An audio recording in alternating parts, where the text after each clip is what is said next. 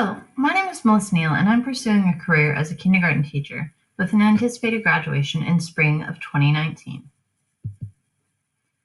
As a kindergarten teacher, my goal is to ensure that my students obtain not only the knowledge that is required of them to pass to the next grade level, but also knowledge that will help them to be productive citizens.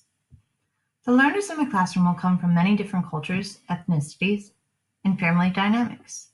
And it is my role as an educator to provide a welcoming environment for all students to ensure their academic success, no matter what their background is.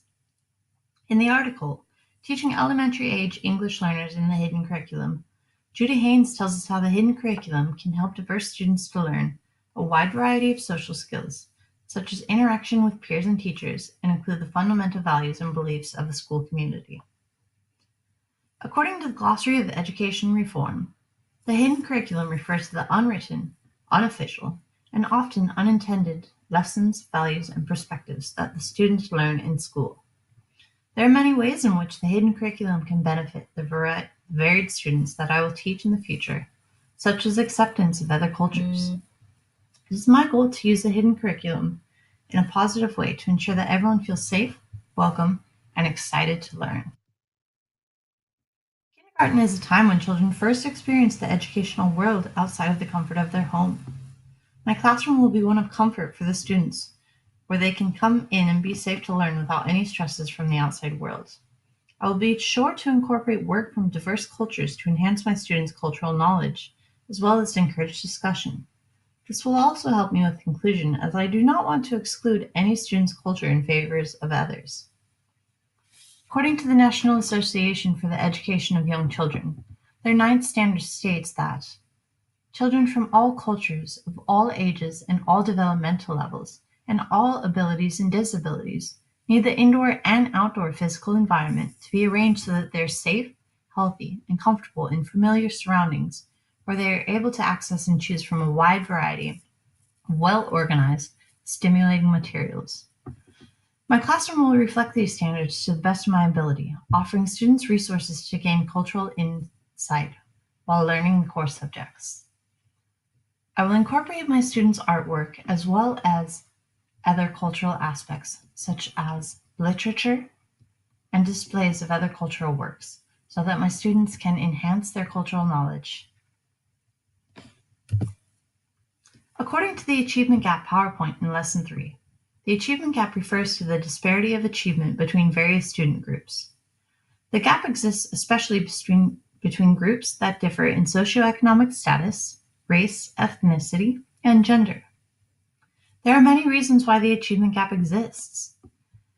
Testing biases, such as cultural and language barriers, prevent many students from expressing their knowledge. Tracking is another reason for the achievement gap. By separating students based on their academic level, we're not only pointing out differences that will hinder confidence, but often students do not break from their track, which does not allow them to progress beyond. According to the article, Closing the Achievement Gap by Detracking, after universally accelerating all students in heterogeneously grouped classes, the percentage of students who passed exams more than tripled. As Paul Tough discussed, resiliency is an important skill for students to learn in order to help to reduce the achievement gap. In my classroom, I will teach resiliency to my students so that they know that failure is seen as a learning opportunity and not as a negative. My students will know that me and their school have high expectations and know that they can reach them by the guidance and support within the classroom. By establishing a relationship with my students, I will ensure that they have someone to turn to if things ever seem like they're getting too hard to handle. By providing this support early in their lives, I can hope to do my part to reduce the likelihood of these students dropping out later in their educational career and thus helping to close the achievement gap. Cultural conflict, as defined in the PowerPoint, cultural conflict is a conflict when different cultural norms clash. There are many reasons why there might be cultural conflict for students. The main reason being when their home culture and school culture are different. One example of this is children of immigrants who come over either by choice or by force. They not only have different languages, but also quite different cultures. Children often speak only their native tongue at home, which makes it difficult for them to learn English in the classroom. According to the Culture as a Disability PowerPoint, Students and people in general only appear to be failing because of how society measures them. The society we live in measures success based on test scores, which limits a great number of people from succeeding, as they may not be able to express their knowledge through testing. In an NPR interview with Jim Steigler, he speaks of the differences in struggle between the Eastern and Western culture.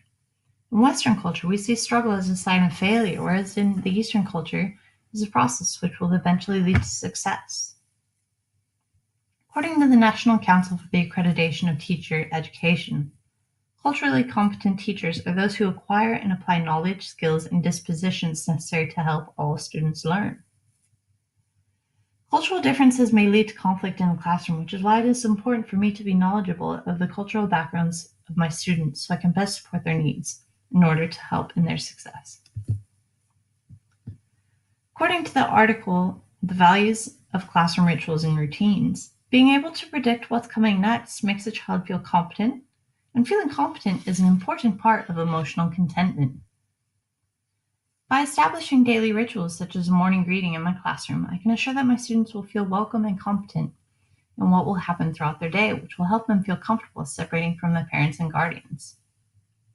Pop culture is a way in which I can help my students to be engaged in the lessons. Tiffany Delavedova, an English teacher in Florida, states that music provides a condensed way to teach about metaphors and symbols in poetry and literature. This is one example in ways that pop culture can be used. As educators, we need to find ways to keep children engaged and to learn what is necessary from a subject. And if pop culture used through the forms of music and media can help these children to learn, then it will be beneficial to my classroom success. In the article Socialization in the Symbolic Order of School, the absence of or existence of ceremonial practices in schools is an important indication of the features of the educational ideology considered to be central by the members of the school. By celebrating holidays, we're showing what our ideology is in the classroom, and for this we need to be inclusive of all cultures, and especially of those of the students present in my classroom. By incorporating my students' cultural behaviors, I can engage my students in such a way that they will not only feel included, they will see their culture in the curriculum in such a way that validates and embraces their diverse backgrounds. Culturally responsive teaching, as stated by Jacqueline Irvine, is described as teachers taking students' everyday lived cultural experiences and making the appropriate linkages between the students' know and do and understand, and to come up with examples, comparisons, and contrasts.